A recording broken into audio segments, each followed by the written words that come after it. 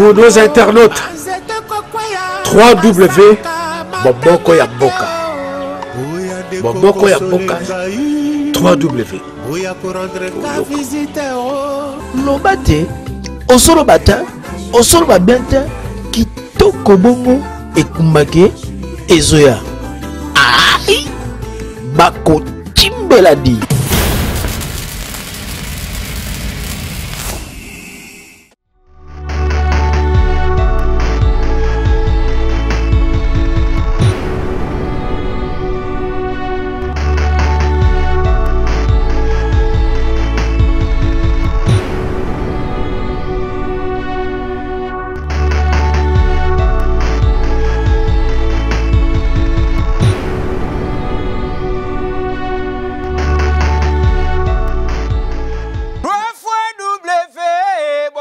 Mboka.com.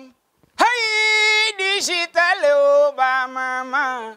Bomoko ya mboke betingo ngangiri ba peti bolongwa nantela bomoko ya mboke fiakola fiku fion fiku fiku fion. Bomoko ya mboke fiakoli fiku fion fiku fiku fion.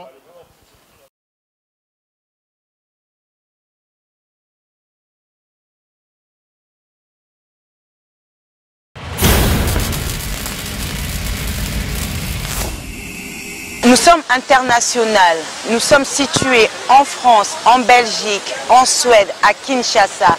Pour vous servir toute information, n'hésitez pas à nous contacter sur www.bomokoyamboka.com. Tokeneka likolo, naba information na bino kitoko, boya.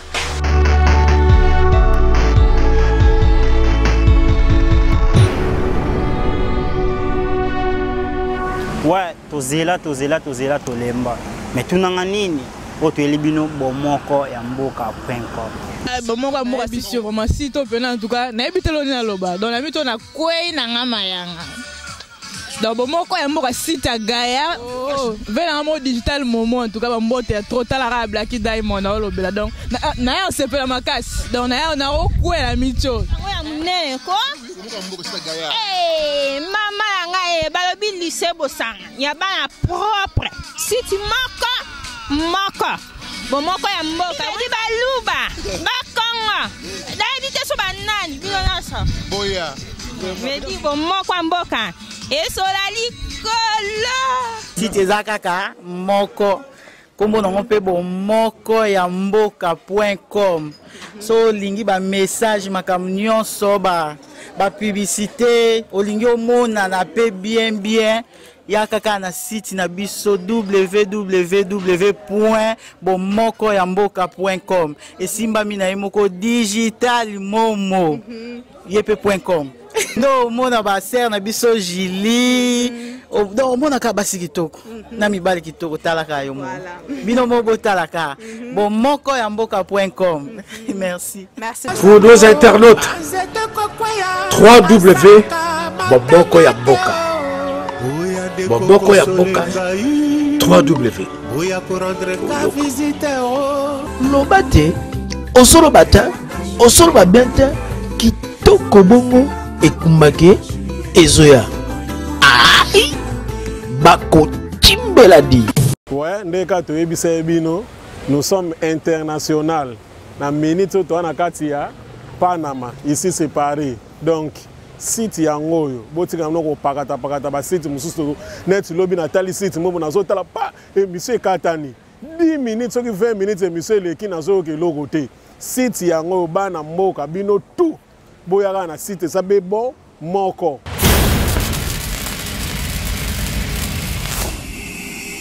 Bomoko ya mboka. Simami ye moko na digital momo. Site na bino yangoyo www.bomokoyamboka.com. Donc ici c'est Paris, biso yotan à Paris, to pesi bana mboka nyonso mbote o bazali partout, Afrique, Europe, Asie, Océanie.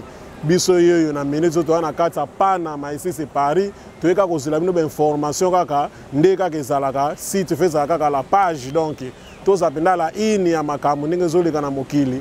Tozo zela bino ba image site za ko yinda donc boko sepela. Donc parce que va voir chéri les canaux site o muté ya mabete o eza site na mboka sagaya. www.bomokoyamboka Sitiagaya. Soza vrai chéri les cas. Soza faux chéri Batama. Et Indakamabe, balobi 3 fois w.bomokoyamboka. Site où il y a Mobimba, na Suède, partout, ici c'est Paris. Site où il y a fan de Samasolo. Et bon, opportunité pas nani, Yemoko, digital, Mokoyamboka. Site où il y a des informations à tous awapi, à tous na sambetu, babi to kota, to bimisa d'informations. Pour nos internautes, www.bomokoyamboka. Bomokoyamboka. 3W. Lobate, osolo bata, osolo babenta, kitoko bongo, ekumbake, ezoya. Aïe, bako timbeladi.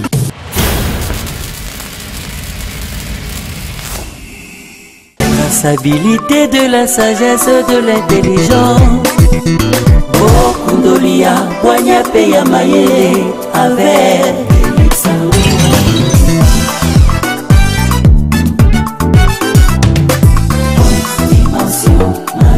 Pour recevoir toujours de célébrités, balais à côté, balais à passion. Sois le bienvenu, il suffit de nous contacter.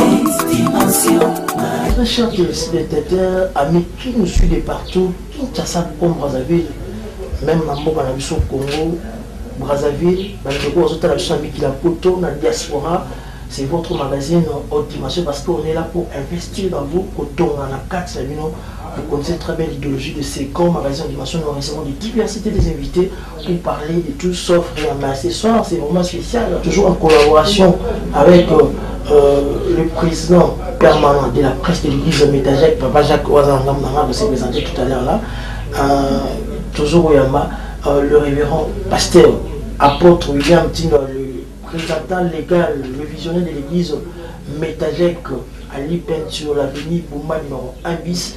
Vous voyez bien tram la balle vous avez mais mis surtout ça et en internet et en amour et en partout vous avez ces années dans l'anglais au santé ceux qui le lot c'est bête tous en aïe tout son aïe parce que l'église du réveil est comme le lot l'église du sommeil nous allons découvrir tout à l'heure là avec l'homme de Dieu apôtre William Tino, ambassadeur universel de la paix au avant la paix ça est maloba dans ce CP là botan non élément nous allons présenter collège d'ailleurs pasteur Nenge atmosphère et les caras et puis tu as et puis bon collègues confrères suivant pour nos internautes www.bomokoyamboka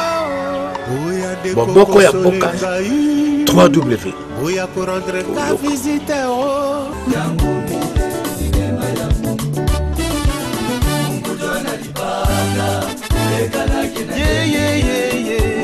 Analipaka mafuta, analetaka madoa, analetaka makasi ya bien, analipaka madiplome, analetaka mabibi ba bien, analetaka mafranc congolais, analetaka madola, analetaka maero, acha nikwambie wewe, wanakutosha mbali, anakutosha mbali wewe, karikuyuwaka wewe, karikuyuwaka wewe, mwetu Mkongo, lakini Yesu wangu anakujulisha kubantu, anakutosha mbali wewe, anakujulisha kubantu. Si c'est le bureau de la représentation de notre ministère qui appelle Mission évangélique Tabernacle de Jésus-Christ. Je suis avec un père spirituel et tous les pasteurs, le secrétaire général. C'est pour cela que je voulais vous présenter et il va vous saluer. Et docteur Franck il va vous saluer. Votre Chilunga lui aussi, il va vous saluer. Et tous les pasteurs, le pasteur Moïse, et papa chargé du sacerdoce, et les cofondateurs Papa Mwamba, il va se présenter lui-même. Aujourd'hui c'est le dimanche. C'est le jour que nous allons ouvrir une thème que nous allons décortiquer sur les mystères de l'Alliance. Je vous salue tous, les enfants de Dieu, fils et filles de Dieu, fils et filles de l'apôtre William Tindwa Lovis, pour tout ce qui est à la Métagec Europe. Et même si ce message peut aller jusqu'aux États-Unis, les mêmes salutations vous parviennent également. C'est Dr Franck Kazadi, dont l'apôtre vient de vous présenter. Nous avons eu des échos favorables de la manière dont vous êtes donné au Seigneur, tout ce que vous avez fait comme effort pour avoir une très grande salle où vous pouvez travailler librement. Tous ces échos nous sont parvenus, tous ces témoignages. Nous bénissons Dieu à cause de tout cela, mais la Bible dit, ne nous lassons pas de faire le bien, car nous moissonnerons au temps convenable. Que Dieu vous bénisse. Nous sommes ici à l'église Tabernacle. Nous voulons ouvrir une grande action les 2 jours là où nous allons parler sur les mystères de l'alliance. Parce que nous savons que notre Dieu, c'est un Dieu des alliances. Même la Bible que nous tenons en main, vous voyez qu'il y a la nouvelle alliance, il y a l'ancienne alliance. Notre Dieu, c'est un Dieu des alliances. Dieu ne traite qu'avec ses alliés. Alors, je crois que vous tous, bien-aimés frères et sœurs qui est en Europe, je crois que nous sommes dans la même alliance avec notre Dieu. Nous vous souhaitons vraiment une bonne continuité dans l'œuvre que vous êtes en train de faire. Nous avons appris la fermeté de votre foi, ça nous a vraiment réjoui, ça nous a donné aussi le courage. Nous croyons que dans les jours à venir, on sera ensemble. De la Métagec Belgique, je vous salue. Moi, c'est Papa Pierrot Nyeboué, secrétaire général de la Métagec. À l'occasion du lancement de la prière de 12 jours sur le ministère de l'Alliance, nous profitons de ce courrier qui vous sera remis pour vous remercier et vous féliciter aussi pour tout l'appui que vous ne cessez d'apporter à notre Église, notamment par l'acquisition de la nouvelle salle. Nous vous réitérons également le remerciement pour tout l'appui, l'accueil que vous avez accordé à notre papa lors de son dernier séjour à l'Occident. Nous vous rappelons aussi que la force d'une Église, en dehors du spirituel, ce sont les rapports. Nous souhaitons que désormais que vous notiez que chaque fois que vous avez de grandes activités, que vous pensiez à nous en nous envoyant vos rapports. Merci beaucoup. J'ose croire qu'à l'avenir, nous aurons la possibilité de nous rencontrer. Je vous salue et que Dieu vous bénisse. Je vous salue et vous bénis tous dans le nom puissant de notre Seigneur Jésus-Christ. Je m'appelle Polycarpe Mamba, je suis pasteur et cofondateur. Je voudrais vous recommander simplement la fidélité. La fidélité, comme notre Père spirituel a toujours dit, la fidélité paye. Même si nous sommes infidèles, mais lui reste fidèle. Vous pouvez partir, mais il vous accueillera toujours. Je voudrais dire particulièrement à maman Mélanie un seul mot. C'est le mot d'encouragement. Elle a tenu cette église de Belgique et elle a hissé au niveau où elle se trouve aujourd'hui. Maman Mélanie, que le Seigneur vous bénisse et que vous soyez rassasiés des jours. Continuez à faire votre travail dans la fidélité et dans la soumission aux directives qui viennent de Kinshasa. Parce que Kinshasa est le siège de notre église. Comme Dieu vous a élevé grâce à votre fidélité, continuez dans cette voie-là et le Seigneur va toujours vous bénir. Je vous bénis et je vous salue tous. Bien-aimés frères et sœurs de la Métagec occidentale, voilà que l'occasion nous est donnée aujourd'hui de nous présenter à vous. Je m'appelle Pasteur Roger Kamba, je suis le vice-président du conseil sacerdotal de la Métagec. À ce titre, je ne peux que vous recommander de rester fidèle à la doctrine de la Métagec, rester fidèle à l'apôtre William Tindwa, sans oublier qu'en ce moment précis, où cette occasion nous est donnée, nous sommes en train de parler du mystère de l'alliance. Les hommes ne peuvent pas se mettre ensemble s'ils ne sont pas dans les alliances, qui signifient tout simplement les accords qui permettent aux uns et aux autres d'évoluer positivement, dans la concordance, dans le même esprit, pour des intérêts communs. Voilà qu'à ce moment précis, nous vous encourageons dans cette lancée, parce que nous reconnaissons, si nous vous parlons aujourd'hui, c'est parce que vous êtes fidèles à l'apôtre William Tindwa, qui est notre Père spirituel à nous tous. Et nous avons appris avec beaucoup d'excellence de votre part que vous avez acquis une bonne salle pour l'opérer, pour enseigner les enfants de Dieu. Et cela nous fait beaucoup plaisir, parce que notre désir à nous tous, c'est d'aller de l'avant, nous appuyer sur les efforts des uns et des autres pour l'extension de la Métagec. Pour vous tous, particulièrement ma Mélanie, nous vous encourageons dans votre ministère, afin que vous puissiez aller de l'avant, sans regarder les vents et les tempêtes, sans reculer, parce que celui qui veut aller de l'avant doit bien sûr tenir compte de sa force intérieure et de l'appui et surtout de l'alliance qu'il a fait avec son Dieu. Que Dieu vous bénisse. Merveilleux et puissant de notre Seigneur Jésus-Christ, je salue l'église Métagec de Belgique, je salue l'église Métagec de France et de toute l'Europe. Moi, c'est ancien Armand Moutombo. Je suis premier ancien de la paroisse Mont-Reb, qui est le siège social et administratif de la Métagec. Nous transmettons les salutations de tout le peuple de Dieu de la paroisse mère, la paroisse Mont-Reb. Le vœu de mon cœur, que Métagec puisse rayonner et puisse aller de l'avant, puisse aller dans tout le coin de notre prière et que vous puissiez demeurer dans la vision de notre Père spirituel, l'apôtre William Tindwa, afin que Métagec puisse aller de l'avant. Nous sommes de cœur avec vous et nous vous soutenons dans la prière, dans tout le programme que vous allez avoir au courant de ce mois de juillet et dans les jours à venir. Que Dieu vous bénisse. À toute l'église de la mission évangélique Tabernacle de Jésus-Christ, en Belgique, à Luxembourg, en France, disons l'Union européenne tout entière et pourquoi pas aux États-Unis, je vous salue au nom de Jésus-Christ. Aujourd'hui, nous lançons la prière de 12 jours sur le mystère de l'Alliance. Je veux que l'Alliance qui nous lie avec notre Père spirituel soit soutenue par le garant qui est le Seigneur Jésus-Christ.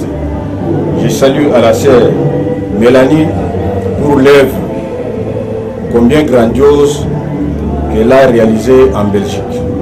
Mon souhait que Belgique soit la rampe de lancement pour la Métagec dans toute l'Union européenne, disons. À Luxembourg, je salue la sœur Janine et ses amis qui sont là-bas pour l'œuvre qu'ils ont déjà commencé.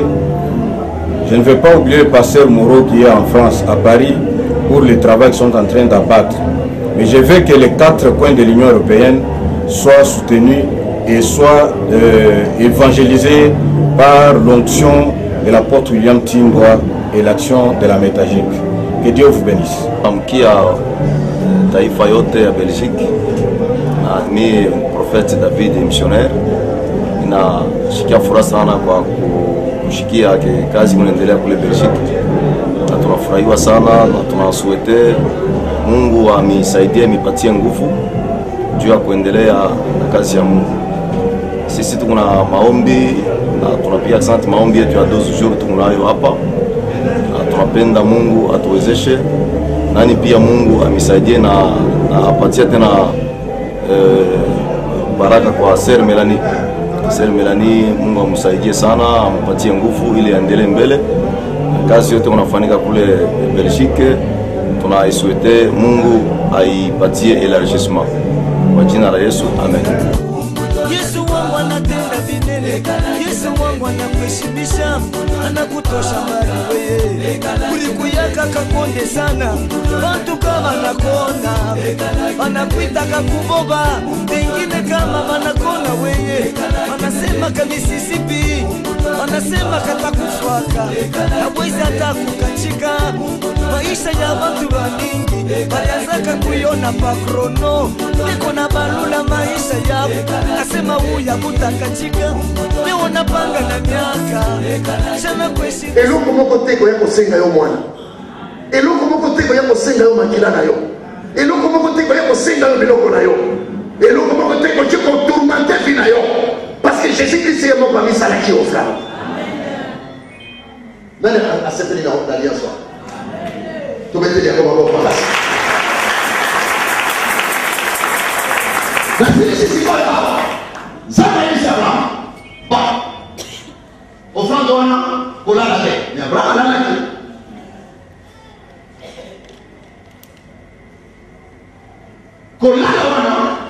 C'était sommeil spirituel. Mais à ce salut. C'est très dangereux. Aux autres, la oppression, il y a famille, il y a puissance sorcellerie, il y a puissance négative. Les autres, ils ont réclamé. Par là, la cathédrale, la prière.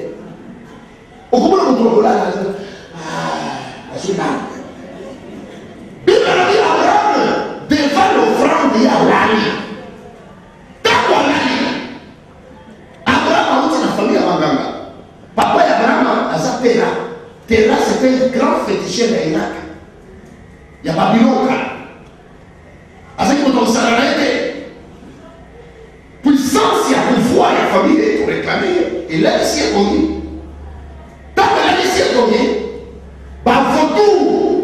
Bah, il y a un moment, bah, il y a un désert. Bah, il y a un collier à offrande ensemble. Tant qu'on a un collier à offrande ensemble, ça m'a siliki. Parce que offrande, et c'est que offrande pour la postérité. C'est-à-dire, on dit offrande de l'église, on s'est offrande pour la malle. On dit que c'est pour la famille, pour la protection et la progéniture. Abraham a dit devant Dieu, mais à la qui conduit. Nathan va la conduire. Va retour, va y coller à Zambasili. Zamba za kabatata. Oh, mais quand Zamba mawa, ils ont tant de choses sur la mawate, sur les autres détruits, va régler naïe. Zamba vient Abraham. Yo, vous allez béni. Vous allez très bien. Mais postérité là, et vous allez avoir pendant 420 ans. Oui. Abraham a sacrifié, a sacrifié pendant 420 ans. Israël souffrance dans le désert. Israël souffrance mais Jude. Israël ici, il y a Pharaon. C'était l'erreur, il y a beaucoup de Abraham. Mais le 420 est compagnie, exodé, 2014, les chiffres 7, les chiffres 7, les chiffres exode, les chiffres à Kobima, les chiffres à Kobima, aujourd'hui Mayona Bananayo, aujourd'hui Mayona étoile Nayo, aujourd'hui Mayona santé Nayo, aujourd'hui alliance négative aux Okoya, alliance négative aux Okoya, alliance négative aux Okoya. Motomoko aloba yes. Motomoko aloba fire. Motomoko aloba fire. Ya. Zamba kanisi alianza sana. L'exode.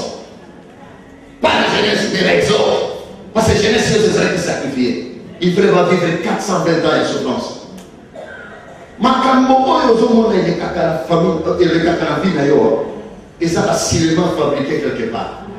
Merci à Didier Capitaine qui a la prise de vie en même temps la réalisation de ce grand magazine Audition version Diaspora. Merci à Kika Boya, Romo Capita, Ras Kaputala, à tout le monde de retour au réaliser l'émission, l'ingénieur David Maton, Noël Zogou, Crépuscule, Tozan à bureau et à apôtre William Tindo présente directement Papa Jacques, le responsable de la presse, et à Métagec, juste un mot, la bande de quoi mondialement, merci Delix pour cette invitation à ce Péliningi, l'homme des à côté des Akati. À ce Péliningi, tout en ensemble, de parler sur Métagec, une grande église à une dimension internationale, dirigée par un grand visionnaire, l'apôtre William Tindo, qu'on appelle l'excellence, l'homme des 6600 votes. Donc je vois que tu as fait pour décortiquer. Merci pour l'invitation. Merci beaucoup, Didier, capitaine. Passer directement avec papa. Bonjour, apôtre William Tindo, ambassadeur universel de la paix. Bonjour, merci beaucoup. Juste un mot de retour aux autres mondialement, dans les apparitions à ces grands magasins encore il faut que le ballon nini. Merci pour la bataille sur la zone d'Abisso partout dans le monde. Na nzela ya retour bomoko ya mboka.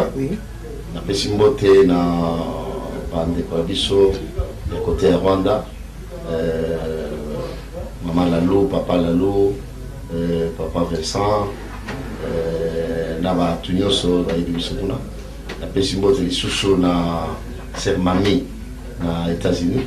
Na pesi mbote lisusu na Sœur Yoyo na Belgique, maman Mélanie, maman Léa, le secrétaire ya Belgique, maman Janine, na batunyoso bazolanda biso, batunyoso oyo bayebi biso, parce que biso tout le monde a bangote, Zambia pambola bino partout dans le nom de Jésus-Christ. Amen. Amen. Merci beaucoup, Excellence Apôtre William Tina. Vraiment, félicitations. Vraiment, et ça va mal, c'est mon mix, surtout dans le feedback qui a mal, ils ont un avis, ils ont un intérêt audiovisuel, et ça a un internaute, surtout dans la vie et à vos saranate.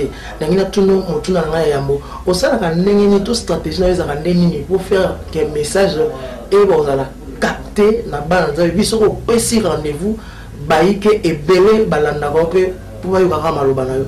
Et ça a bon, les pouvoir, ils ont besoin de bouche autorisée.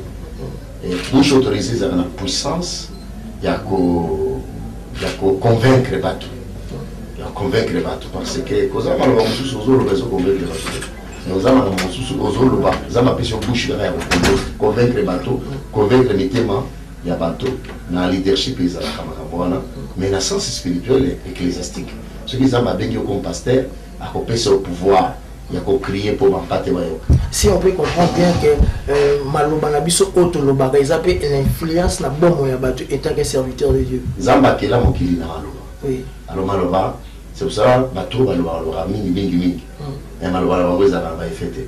Mais bateau Maloba kamuke, Maloba na puissance. Zamba créé mon kili na Maloba. Il faut évacuer Maloba Otozoloba. Ils ont compte à la quartier, ils ont la puissance.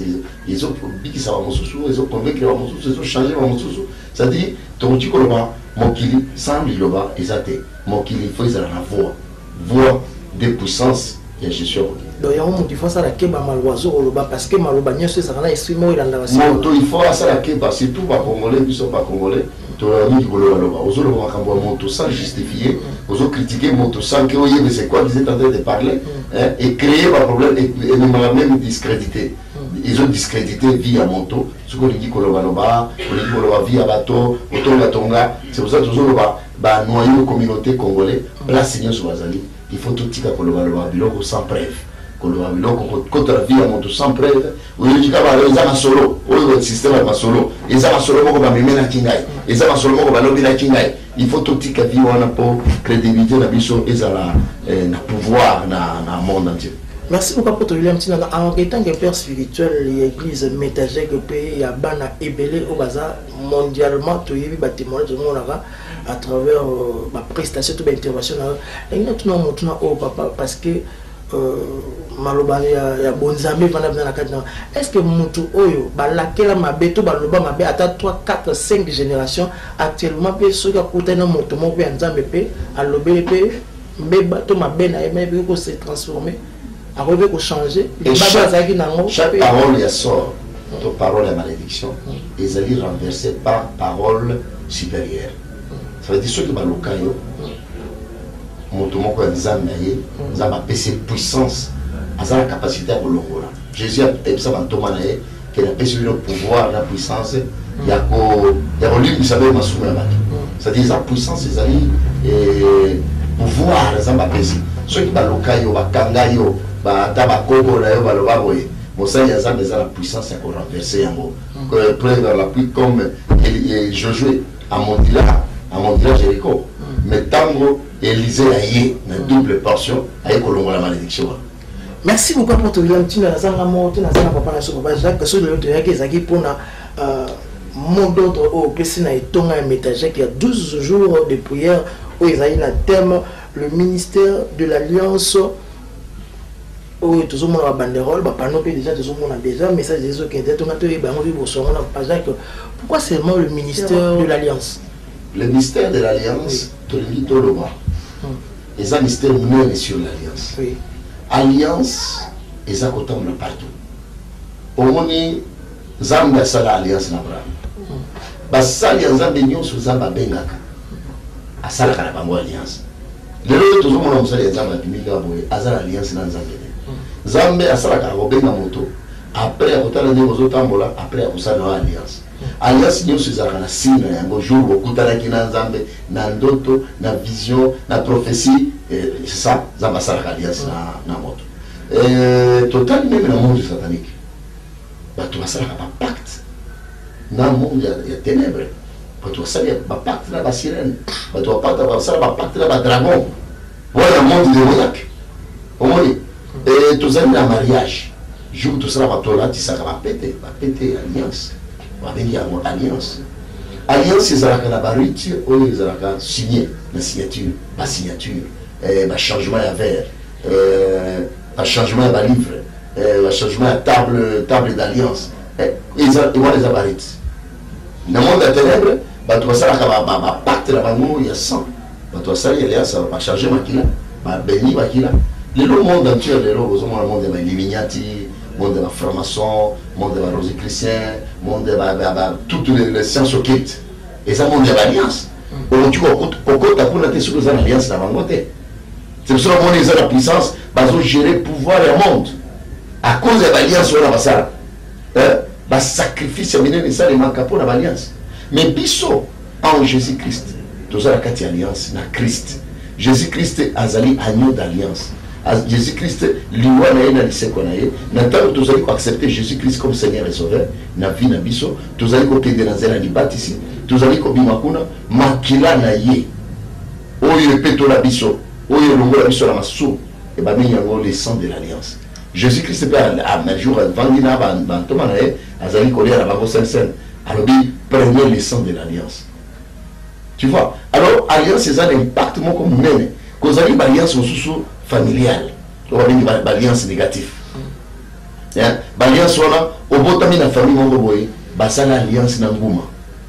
Na famille na bino bato bakufaka bavimbaka, kozala bato mosusu basala ba alliance moko démoniaque. Bozala na corne moko na famille, corne wana oyo ezali corne ya ba chef. Famille na biso ezali ezala alliance ya bozala ba chef coutumier. Eza ba alliance négative. Ba alliance oyo ezali ko détruire. L'alliance ya monde à ténèbres. Et quand vous avez la papa na bino à sala alliance, bana na nyonso bazaka bizengi, bana ba kufaka, eza alliance. Quand vous avez alliance sur botama la famille, batu famille ba bala kate. Batu shika keli bala ifazonga. Batu ka ba mela diamba, batu ka batu ya désordre, ma famille oyo ebimisa ba to malongate. Eza la puissance alliance démoniaque, maléfique, où ils allaient bloquer. Alors ceux qui ont découvert le mystère et alliance, même dans les choses de Dieu, on a un problème et à quoi avancer ministériellement. C'est ça. Le ministère de l'Alliance Sauvagée, Son Excellence apôtre William, tombé na coming simi c'est ça votre tonda moto konsakanate so kiti ntonga za miracle accompagner yo.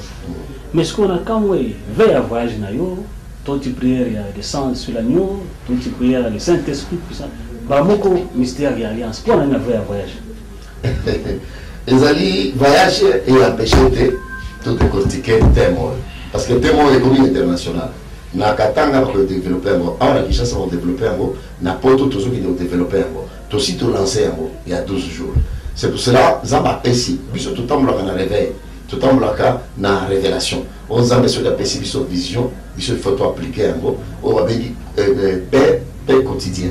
Les nôtres paix de ces jours.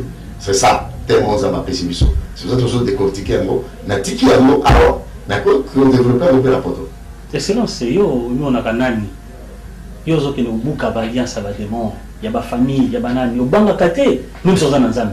Oui, Nzambe a pris une autorité voilà. Tous allez ba mandaté de Dieu. Tous allez ba ambassadeur ya puissance ya Christ. Jésus a dit que là nguya na ecclesia. Le gros biso tous allez ba na ecclesia, to ko renverser l'alliance wana malgré prix na yango. Malgré bato ebele ba kufa na alliance wana. Biso to ko bimisa bana ya Nzambe na kati ya alliance wana. Batu yoso azola nanga isu na famille na bino kozali alliance moko salima papa na bino bakenda kokundela na tse ya mali alliance moko salima o batu bakunda bango na montagne na alliance moko ya tradition et biloko on est comme un impact la famille biso toza la autorité chaque pasteur appelé par Dieu a la puissance a la capacité il y a qu'on renverser l'alliance il y a qu'on connecter une alliance à Jésus-Christ on va vivre et on fait sans qu'on foute makila ya moto sans qu'on soit la sacrifice mususu on va vivre par la foi et dans la prière en Jésus-Christ.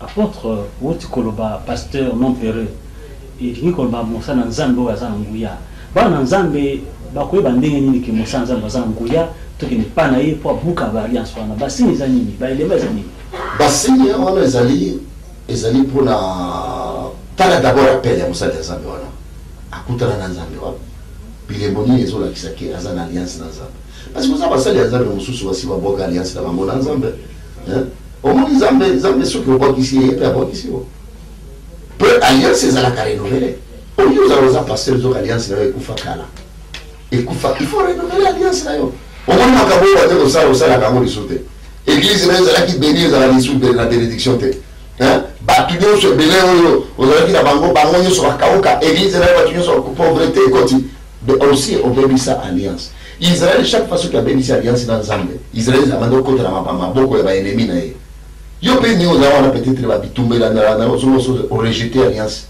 na yo ebeba na nzambe renouveler alliance alors c'est ça papa Jacques moto il faut renouveler alliance na nzambe atambola na alliance na nzambe parce que mokili oyo tozotambola kotambola chakala boye te bato bazotambola na baalliance na bapacte ya kosakana te mais yo ozala na alliance na nani ezala na alliance na Jésus tala même politiquement monde ya lelo komi monde ya baalliance ozomona ba G8 ba G24 babiloko wana ce sont des alliances bato bazosala baalliance bato nyo baza na baalliance même politiquement baza na ballié majoritaire et tout consort ce sont des alliances oyo bazosala mais yo otambolaka na vie na yo sans alliance bana na yo baza na tanga alliance moko te oyo eza koprotege bango sala alliance na nzambe oyo akela yo akoprotege yo c'est ça. Excellence, alliance yango tinda mokolo moko netonga osambeli mpona moto kitina na foule moto pambani ya mati likolo 1 mètre ya kitina se eza makasi ya alliance wana toza ngoya na nzambe eza puissance ya alliance wana sala na nzambe ezali nzambe apesanga autorité wana ya koprier mpona bato mpe ya kodélivre bato mpe tosalema ya alliance alobi ke tindwa soki otikali fidèle na maloba na ngai nakozala na yo partout peut prier pour la bataille de la. C'est ça la puissance de nos hommes. Merci beaucoup apôtre William Tino, ambassadeur universel de la paix. C'est l'apôtre William Tino, le visionnaire de l'église Métagèque, mission évangélique tabernacle de Jésus-Christ. L'homme de temps, on va renouveler l'alliance na bango ezala ba pasteur musu bazala ba père spiritualité ba père spirituel ba kufa ba père spirituel ba mususu ba bima ba nzete sikoyo soki mutu alingaki renouveler alliance na ye akokenda ta collègue na ye moko pe ata mabo to ba considérer ba mbikudi na bango kaka non c'est autre chose na kati ya makambo nzambe il faut garder bien leadership moninga na yo obenga na makambo nzambe asala pouvoir te prier pour na yo akoki ko intercéder pour na yo ko prier pour na yo moto la père spirituel moto la pouvoir les amis basali ya nzambe ozamba si ala musa ba père omoni ke tu père spirituel na sia kufa quand même azaki na ba collaborateur ozaki ata ancien ba mona ki on ozokola kende na collège ya ancien wana kende na collège église na bino wana bende fukama basala ronde pembe na yo ba prier loba ba prier et vous savez non l'église c'est la pouvoir l'église c'est la pouvoir dans si l'église c'est la pouvoir parce que ba donner la paix mais ceux qui peuvent paix c'est à kofi tant nous avons besoin de la juge na ba ancien na ba sacrificateur zaba besoin de temps cette église alors il faut que na mingi na bato bakola ba mona ni okola basali nzambe baza ko garder alliance na bango na nzambe c'est l'ordre spirituel na yo kende fuka mana kizwana ça l'action de grâce ba fuka ba prier pour la yo mona nzambe ko la musamo pepe sikala kati na c'est pour votre intérêt vous dans l'émission oyo apôtre William Tino aza ko édifier bino aza ko investir na kati na bino alors apôtre William Tino travaille c'est comme relation aux dimensions différence ni au ça alliance oyo ba profane na alliance oyo ya ba chrétienne et puis en ce net moment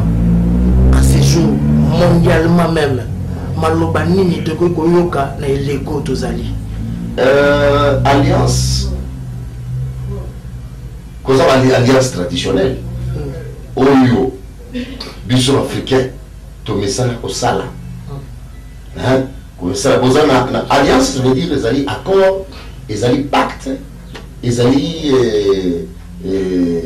rassemblement, ezali peut-être association, ezali unification, ezali la terme hébreu aujourd'hui côté portugais, mais alliance, kozali alliance ya parole, kozali alliance ya makila, na makambo to bona soso, bobomi soso makila wa etangisami eseli alliance na bio. Kozali alliance soso salema kozali cérémonie mo moye autoroki dona na cimetière. Bolona na cimetière kozali babikila kuna, babikila bila wa bela ngo barite. Chaque alliance est accompagnée d'un esprit. Chaque alliance est scellée par le sang, ils allaient accompagner d'un esprit. Parce que là où il y a le sang, il y a l'esprit. Chaque alliance est allée accompagner la tradition, selon la parole communicative, il faut communiquer dans l'esprit. Et comme il scellait dans l'esprit. C'est pour ça qu'il faut faire attention. La communication à mort, la communication à démon, la communication à l'esprit de l'air, la communication à l'esprit non. Que de l'église, l'église est en alliance à Christ. On va communiquer alliance à travers la prière avec des passages de la Bible. C'est ça. Mais monde alliance. Mais il y a beaucoup d'alliances maléfiques. Les alliances maléfiques, l'alliance satanique, l'alliance à occultisme, l'alliance est comme émêlée. Mais l'alliance en général, c'est l'alliance de Jésus-Christ avec ses peuples. C'est l'alliance de Dieu avec son église. C'est pour cela que nous avons dit, alliance filles. Bobenda tolingani toto lambara makila. Olambi makila ya kopena yo. Directement aux amis mariés na motona. Atoki ko bala masi mususu. Ateo ye atio bala mbali mususu. Akozanga na problème na libara bala. Parce que spirituellement mariage c'est spirituel. Mariage c'est spirituel après comme physique. Mais ce qui la connexion ya makila, bo sceller amour de makila. Et vous avez déjà possédé, vous possédez vie dans mon bimba. Vous avez un problème. Vous avez un problème. L'alliance, c'est un tatouage. L'alliance, c'est un gourmette. L'alliance, il y a une bague. Il y a une bague, pas un mariage. Ok, la place, on a tout ça, l'alliance, la paix, une bague, comme signe alliance. Scellé avec quoi? Animé avec l'esprit. C'est ça. Merci beaucoup à votre William Tino, à votre papa Jacques Noir, parce que nous citons déjà pour notre entretien. Mais notre nom au papa, quand nous avons envoyé l'Alliance, les ministères de l'Alliance, nous avons vu sur ces pays, tout bazo soit belé ya motuya. Nous avons besoin de déranger par rapport à tout le campagne sous sacerdoce sur Alliance, délivrance sur Alliance, oui doctrine sur Alliance. Et tant que visionnaire et tant que connaissance aux alentours concernant l'onction pour la délivrance. On commence avec l'huile d'onction pour la délivrance et puis ça se termine où? Est-ce que mon tout au hasard délivré, tout au hasard na huile d'onction, hasard na possibilité tout na temps moko mon ba ko sale suivre tout checking moko ba ibake hasard délivré en vrai tout nengeni. On commence avec l'huile d'onction et puis ça se termine où? Parce que c'est le mo tout ya ko passer quand tu ko loba awa au tiki biso maman ne kumbake 12 jours. Donc, alliance, mais aux autres pour moi, mais il fallait que c'est normal, nous avons que les gens internationaux, parce que la négociation nationale, parce que les gens parce que la nation Luxembourg, parce qu'on a besoin, il y a comme on a métagé. On commence avec l'huile d'onction et puis ça se termine où? L'huile d'olive, ce sont des actes sacerdotaux, ce sont des actes prophétiques. Les alliances. Les alliances. Ceux qui vont travailler dans ma fouta, à Coli, on a prière. Ozali sous il y a alliance sur Yezwa Nzambe. Azali na kati autorité alliance à Nzambe. Aye na mafuta on a ko sceller vie na yo selon prière ou la prière. Na ba acte prophétique si huile d'olive. Et si huile d'olive. Mais quand Azali huile d'olive on sous oyo ba pakola ka pasteur. Mais ce que ça commence où et puis ça se termine où? On ne va pas parce qu'on va nous délivrer, on va restaurer. Bon, huile d'olive va pas pour la ramener, pas huile d'olive c'est révélé. C'est révélé par Dieu. Parce que vous avez toujours amené l'huile d'olive comme habitude. L'huile d'olive ils allaient ma foutre sacré. Autorité qu'on utilise on a besoin de c'est leur révélation. C'est leur révélation. ya mibale huile d'olive tokoki kopakola yango bamalade oyo baza na problème parce que ekomami opakola mafuta bamalade bakobika kozali lisusu huile d'olive mosusu bazopakola basali ya nzambe oyo balingi kokɔta na alliance na nzambe basalela ye bapakolaka bango huile d'olive bakosaka bango na huile d'olive kozali action mosusu oyo esalemaka na sens oyo moto avandi nzambe alobi sopa mafuta awa to utiliser mafuta kwa tout ça ça vient par la révélation des la onction prophétique ou onction sacerdotale. Merci beaucoup Papa Jacques, 12 jours de prière, toujours avec Papa Apôtre William Moutino, Azané ambassadeur universel de la paix, et puis c'est un homme de Dieu, Azané missionnaire à Guindarami, qu'il y a poto partout, et puis Azara égoïste, la chair n'a pas besoin de législation, mais besoin de partout, on m'a ramené ça dans la carte métagère église. Papa Jacques, 12 jours de prière, et Banak déjà vendredi, et aussi la tile 3. yango wana aza déjà na Paris azonyata déjà sikoyo otiki bato nsima na yo bacollaborateur bapaster minene mosusu bacontinue à thème wana alliance sikoyo eza par confiance par révélation ya facilité okei otiki prier l'église na kati ya priere monene boye otiki bato nsima na oza confiance na bango bakokoba balamu to ndenge nini bon ezali marathon auto-exploiter chaque dimension il y a grâce particulière aux amatières la katia mosali azam kozali eloko moko ngala respectaka mingi ko respecter grâce ya moto ngai eza mosusu te wana za ye ngai naza ngai mais naza besoin de grâce na yenga peine exploiter yango Jésus Christ ayaki na mokili oyo a exploiter grâce ya Jean Baptiste pour akende baptiser ye Jésus Christ ayaki na mokili en tant que Dieu qui participer la grâce ya Siméon pour pas mourir en tant que bébé alors na respecta kami na mona que c'est seulement tout c'est seulement moi non il y a moi il y a d'autres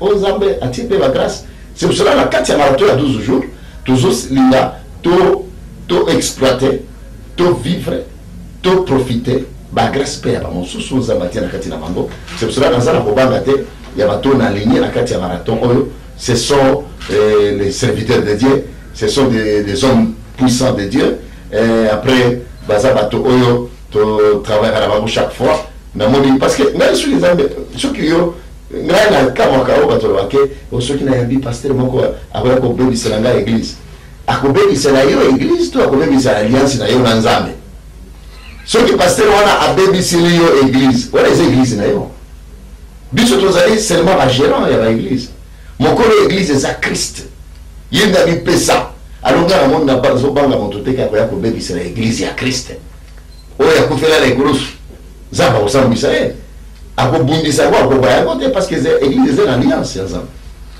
Merci beaucoup, merci Apôtre William Moutino, on est déjà à la fin de ce qu'on magazine Ultimation là il a tout au papa. Est-ce que la magam ose ko réaliser na magam ose ko mona est-ce que et qu'on déjà na taille ya ba projet na yo tozaka na marathon chaque marathon les hommes même sur le cola ma papu pour tout que de atteindre objectif ya auto zolina et ça c'est ça prière prière les amis le cola vont tout de la station bâti à essence pour ça ma trajet un long trajet ba objectif est belé au tout ça qui nango tout atteindre yango tout ça il faut tout atteindre yango autres aller en cours de quoi atteindre yango pour la 2013 et 2014.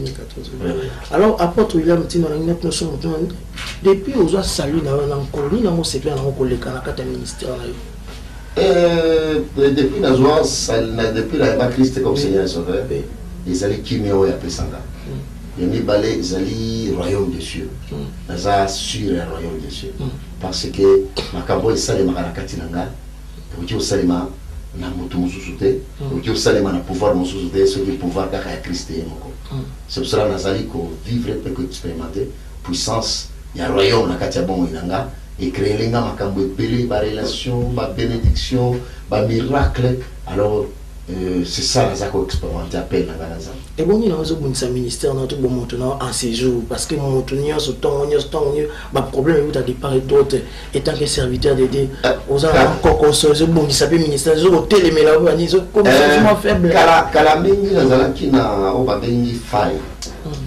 faille je collabore avec tout le monde mais je ne connais pas na il faut collaborer na ina ou il faut pas collaborer na nazwa ba trahison mingi na vinanga nazwa ba kuya ko sakana te mais depuis la ke ko na ko redresser vinangai na kambo oyo piège na koya kala na koya ngoli susute moto oyo place na so sala accident na sala accident na yebi ko régler si ko mutu kana ngai comment ko tambola na désert comment ko tambola na courbure comment ko tambola na montagne alors na bandi ko ba problème de on a dé ko échapper na bandi ko ça ba problème pesate na mais la problème mingi c'est trahison mingi la vie des bondissants ministère na ingratitude des choses où les bondissants ministère mais on est tous au bout ça et l'eau bah doit comme plus l'église que le travail étant que ambassadeur universel de la paix bande oiseau là nayo aux âmes au cambi on est une église métagée aux amis bateau oyo bazali kombosa na musala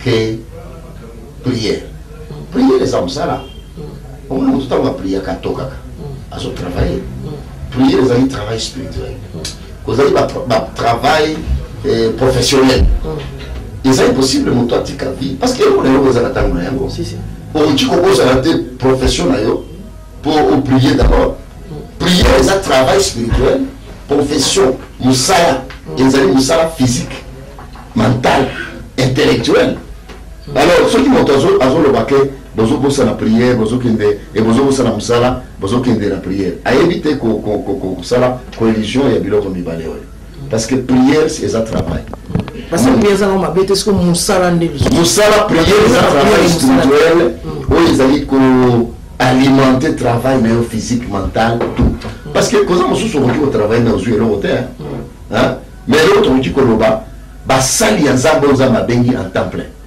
bazala travailler l'église bazala na église hein ba fidèle au bazali koya autour ya ba sali nzambe il faut ba travailler parce que ceux qui va travailler l'église peut kokindeli baso ils ont travailler dans ba sacrifice dans ba finance mais ceux qui vont travailler hein bozaka ko prier c'est pour créer les choses spirituelles ko travailler c'est pour créer les choses physiques sociales et financières. C'est ça, il faut qu'on y ait bravo apôtre William, c'était Optimation Magazine. Il y a un bande de tout le temps à Luxembourg, tout à Paris, tout à Londres, Janine Nikembo, tout sur l'apôtre William Tindo, ambassadeur universel de la paix. Moko, tout ça, il y a Mboka Congo, Moko, tout ça, il y a monde. Azan est loco, Moko, distinction, ma satisfaction, et papa, pour en finir avec vous, papa, en résumé, qu'est-ce qu'on peut retenir de vous? Et puis si on a dit tout à l'heure, on va afficher numéro. Et puis au succès, on a monté au Bungisaki Elikia, on a monté au Azaki désespéré.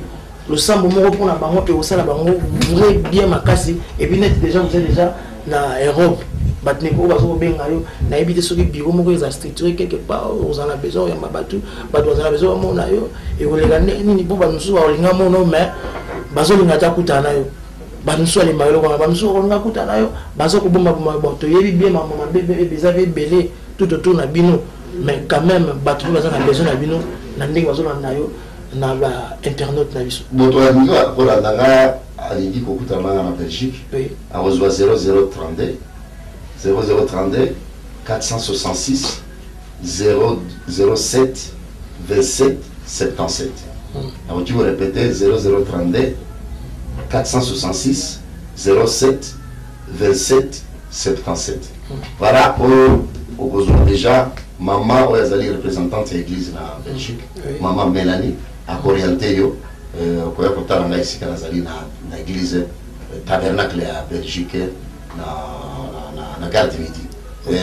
Même aux en France partout au Ticolanda na tropé sur programme le temps de en France ce que ça Luxembourg tropé sur programme même un numéro au Tico Colanda la bateau bazo la il faut bon prier frères sœurs moto oyo après qui ça prière après qui ça réunion souvent après qui ça prière alors il faut bon s'attacher à la vie à prière bateau balobaka ke on a okende na église té naza déçu parce que ma pasteur yo okende la moto yo okende la moto té yo za na vie na yo za na vie na ye ba pasteur za canal seulement ezali canal oyo tokoki kolekela omoni nzete ya nani ya Zaché a utilisé nzete moko boye po amona Jésus soki pasteur oyo ozotia eliki aonga na prière parce que pasteur utilisez pasteur comme vous étiez à Sycomore comme ça va passer vous avez à nzete à Sycomore yo lekeli kaka omoni Christ meilleur otika omoni il faut pas se décourager makambo ya église na okende na église parce que amour ezate boye na boye soki oza na amour sala makasi amour ekota na église wana il faut que biso bakongole tobima na makambo ya justification bamakambo ya condamnation tokende koluka oyo ezali essentiel tosala okoki kovanda na ndako te parce que église wana esala yo mabe luka église mosusu pemene de prier batela foi na yo en Jésus Christ et okoki kozala eloko malamu. Merci beaucoup apôtre William. C'est par ici que nous mettons en partie à ces conversations. On a internet, vous êtes sur www.mokoyamboka.com et puis on a sur YouTube, Deluxe, Arlo, au Moni Merci pour la bénédiction, pour la biso. Merci à Pajak, donc assisté ma question qui toko. Merci à Gelor, Metajeko, merci à Didier Capitaine, merci à Couleur TV, merci à Yemoko Digital, Patrick, Momon, la Suède, merci à Gomer Image, ça c'est ce qu'on appelle le professionnalisme. Babi, à très bientôt, Metajeko Télévision. Toujours croire.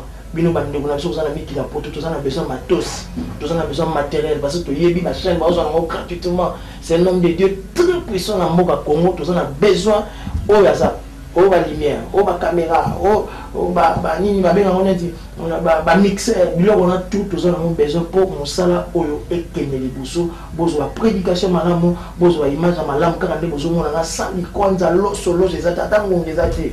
Donc, nous avons besoin de bino. Oye na ngoleti musala nza baza na Paris, aza na Bruxelles, aza na Europe wana. Oye moni atio loboko papa. Il a la chose de Dieu. Vous allez prendre quelque chose de la personne divine Angela ya Mosali ya Porto William Tindwa.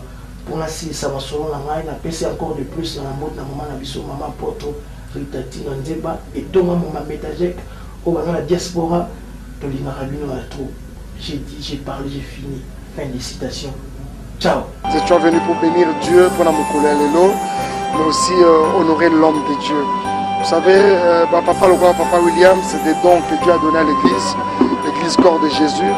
Azamutu Oyo a rendre ma service et belé l'église.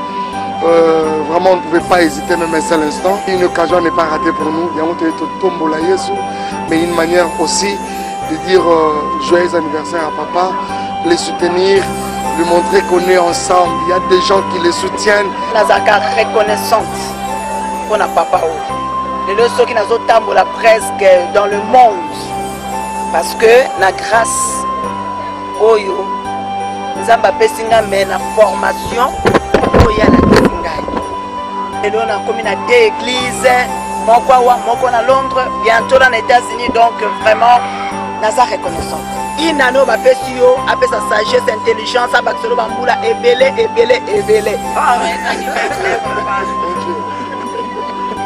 Ça va? Très content de te voir. Joyeux anniversaire à Sud. Joyeux anniversaire à papa, comme on peut le dire, Mbota Mailam. Vraiment une année de plus. Oyo nzamba bakisi na bomo inaye tika ete ememela ye repos même na mabota ya bana. Et vraiment papa, nous vous aimons de tout notre cœur. Voilà que l'obaki na occasion oyo ata tozaki musika fallait qu'à se déplacer. Encore une fois de plus, joyeux anniversaire. Joyeux anniversaire. Joyeux anniversaire. Joyeux anniversaire, apôtre William. Yes. Joyeux anniversaire. Les gens qui me connaissent, c'est l'homme de Kwikeli, Mikis de Bonbon. Je suis dans la ville de Kinshasa. Vous le savez, Dieu nous a fait grâce. Les deux à la Mabélé, pour honorer champion. Tout ça parmi Batouali Bosso, au champion Tchaloboko, au Tobimisa na télé. Nalobaki en 2013, c'était Schnell, parce que c'est allemand, et que Dieu bénisse nos frères pour la Moussa Lazo Salakitoko, surtout pour l'anniversaire. Et Tobi, Couleur TV, haute dimension de luxe, Bana Congo, Brazzaville. c'est Mikis de Bonbon. Est-ce que vous me voyez? Peux-tu me voir? Ken Yoshimi roule Chanel. C'est le champion. Bon anniversaire apôtre William Tindwa. Nayaki et na komisi Nzambe na mon frère Mike Kalamba na mon sœur Alice Ali. Ngana ebiga na liboma na Nzambe et ça linga plaisir de la monier et kola pambola bino. Joyeux anniversaire papa et j'engloberai le tout en disant bravo et merci pour tout. Merci Monsieur Carré. Je salue tout le monde qui me suit à ce moment précis. Aller-retour Djobour, Kinshasa, et un voyage missionnaire. Donc là-bas, je n'ai pas croisé mes bras. Comme le pasteur, l'autre vous avez chanté, ni non mais tout d'un coup comme ça, on vous appelle directement le révérend pasteur Eric Kakonde. Ça s'est passé comment? C'était venu comment pour vous amener là où le lot, vous allez côté comme vous vendez à côté. Bon, en fait, le grand problème c'est que nous avons besoin de bien amout. Azwakaena nous yemo a PC forme. Tant mon muta komi près yemo le soit bimissé na ndenge alingi. Donc moi je dirais que c'est l'appel. Je ne peux pas fuir l'appel de Dieu. Na komi na Djobour appelle et se manifester que muto a appelé. Et le Nzambe bimi tellement makasi que tokoka okimangote. Il fallait qu'on dise m'appelle Nzambe pour Nzambe va kimarete. Au comme Jonas Pamba. On se retrouve dans le Boumambi, c'est comment prier pour délivrer les sous. Merci beaucoup, pasteur Eric Kakonde. Et ça, les fardeau, il y a bana Congo, surtout bana métager, parce que aux âmes yem ya gosaranate. Est-ce que engagement aussi à pastoral, tout fait chanson à côté? Bon, moi j'ai toujours dit que la musique marche avec le pastoral. Donc musique et tout fait ministère pastoral n'angate. Ministère pastoral est tout fait pour musique et autant bolane nzela moko quitte à moi na bandé ko manager ngomi balé de façon que et servir nga pour Moussa Nzambe ke liboso la bande de tout azotalo mondialement même votre père spirituel l'apôtre William Tindwa qui vous suit à travers ses cours magazine animation okoki ko lobanini estimation nyoza nango na ndenge azoko pesa ko opportunité boyo azoko reconnaître ma valeur na toujours. En tout cas pour l'apôtre William Tindwa ce que je dirais c'est que c'est plus qu'un père. Aza plus que papa. À Zwinga, j'étais petit. Hein? J'ai fait 14 ans à côté de l'apôtre William. J'étais dans la chorale avant Théa, avant ça la prière. Il faut le banan Eric Yemba. Donc, Tozagina est vraiment partout. Sora voyager Nazaro Kendenae, Sora Zongina Zonginae. Donc, si je ne reconnais pas mon papa, l'apôtre William, même Zambelikola pour punir un rail. Nauti na bapota déception à mokili nazana nona seya émotion monoko nangeza no kilo molimo etondisa na masajoli nakokaka kofanda kimia te soki batangi kombo na Yesu motema epelinga moto posana fokama na sanjolara Yesu merci ayo siko yayo moko siko. Par sa grâce il a racheté le pierre rejeté.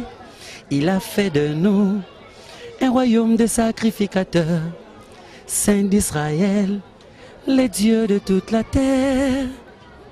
Merci beaucoup. On fait ça monter la banane, à Bruxelles, à Paris, même à Singapour. À travers cette site majeur, cette site responsable, www.moko ya moko. On fait ça monter parce que. En tout cas, je commence d'abord par l'Afrique du Sud, précisément à Val. Je salue l'église ministère du salut éternel avec le pasteur Michel Kazadi, ma grande sœur Berthe Chibo, la femme du pasteur Michel. Et en France, je salue mon père, le papa Mukendi Chivongodonatien, mon frère Patrick Castagnier et Immaculée Castagnier avec son mari, l'apôtre Fortuné Kipoulou. Et je n'ai pas oublié Lucie Castagnier qui est ma petite sœur. Et en Belgique, je salue Madame, mon épouse, Moza Bouzake Mimichu.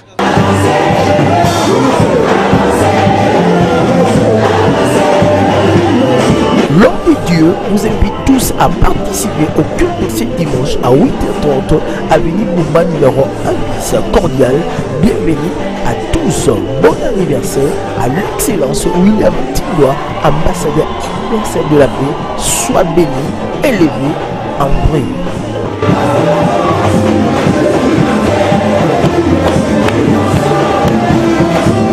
Traçabilité de la sagesse, de l'intelligence. Bokundolia Wanya Peya Mayele avec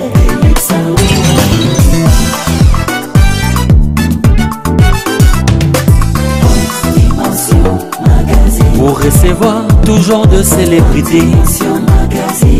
Balais à côté, balais à passion. Sois le bienvenu, il suffit de nous contacter. Pour nos internautes, www.bobokoyamboka. Bobokoyamboka. 3W.